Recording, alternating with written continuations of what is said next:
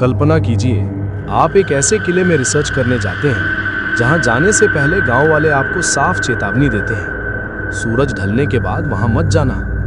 लेकिन अगर आप उस चेतावनी को नज़रअंदाज कर दें और रात होते ही किले के दरवाजे अपने आप बंद हो जाएं और फिर अंधेरे में एक लाल आंखों वाला राजा आपकी तरफ बढ़ने लगे। आज की कहानी 3 रिसर्च स्कॉलर्स की है जो सिर्फ इतिहास खोजने गए थे, लेकिन वापस लाए एक ऐसा डरावना अनुभव जिसे वे आज तक भूल नहीं पाए। तो लाइट बंद कर दीजिए, हेडफोन लगा लीजिए, क्योंकि ये कहानी है वीरगढ़ के श्रापित किले की। तो बात शुरू होती है दिल्ली यूनिवर्सिटी के 3 रिसर्च स्कॉलर्स से, राहुल, प्रिया और अमित।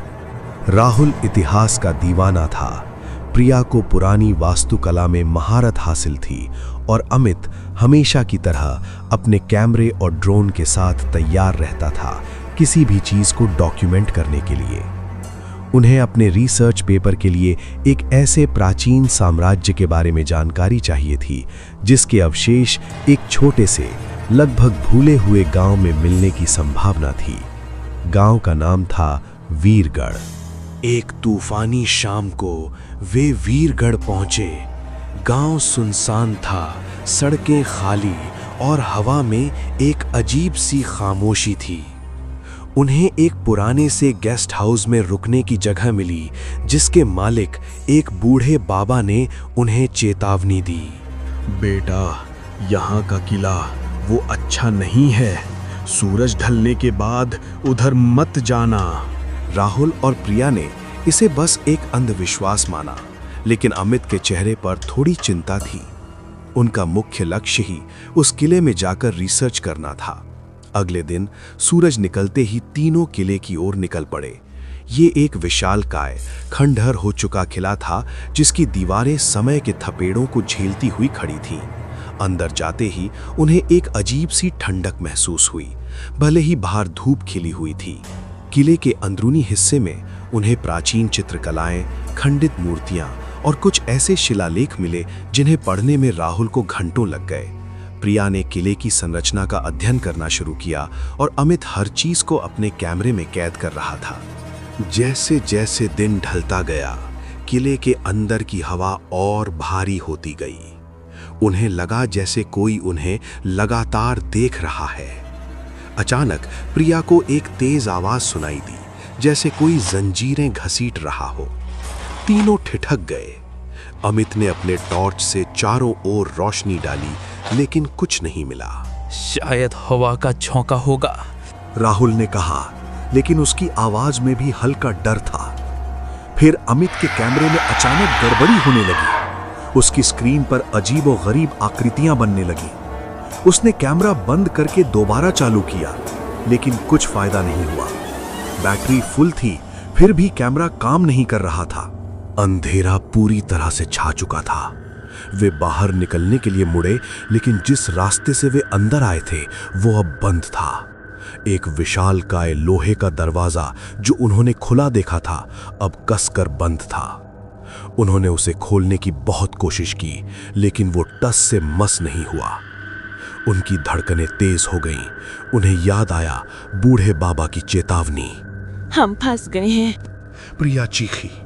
किले के अंदर से अब और भी डरावनी आवाजें आने लगीं। बच्चों के रोने की, औरतों के सिसकने की और एक गहरी भयानक हंसी की आवाज।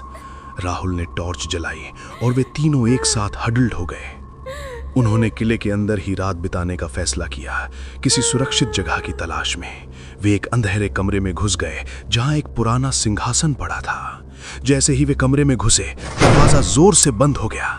सामने दीवार पर एक परछाई उभरी, एक राजा की परछाई जिसकी आंखें लाल थीं, उसके हाथ में एक तलवार थी और वो उनकी ओर बढ़ रहा था। तीनों की सांसें अटक गईं। वे चिल्लाना चाहते थे, लेकिन आवाज नहीं निकल रही थी। राजा की परछाई उनके करीब आती गई और कमरे का तापमान और गिर गया। उन्हें लगा जैसे उनकी रूह शरीर से बाहर निकल रही हो।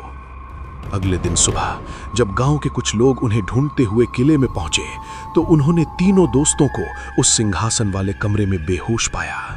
वे तीनों बुरी तरह से डरे हुए थे और उनकी जुबान से एक शब्द भी नहीं निकल रहा था। उन्हें वापस गेस्ट हाउस लाया गया। कुछ दिनों बाद जब वे ठीक हुए तो उन्होंने बताया कि उन्हें उस रात क्या क्या महसूस हुआ था। गांव वालों ने बताया कि उस किले में एक क्रूर राजा की आत्मा भटकती है, जिसने अपने ही परिवार और प्रजा को मौत के घाट उतार दिया था।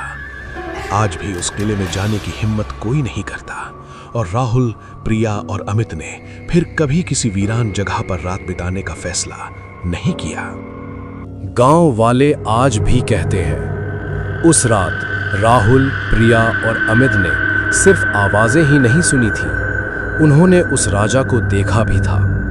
और सबसे डरावनी बात, अमित के खराब हुए कैमरे की मेमोरी कार्ड में आज भी एक तस्वीर मौजूद है, एक धुंधली तस्वीर जिसमें सिंहासन पर कोई बैठा हुआ दिखाई देता है, लेकिन उस कमरे में उस समय कोई था ही नहीं। तो अब सवाल आपसे है, अगर आपको भी मौका मिले, क्या आप वीरगढ़ के उस किले में रात बिताने की हिम्मत करेंगे?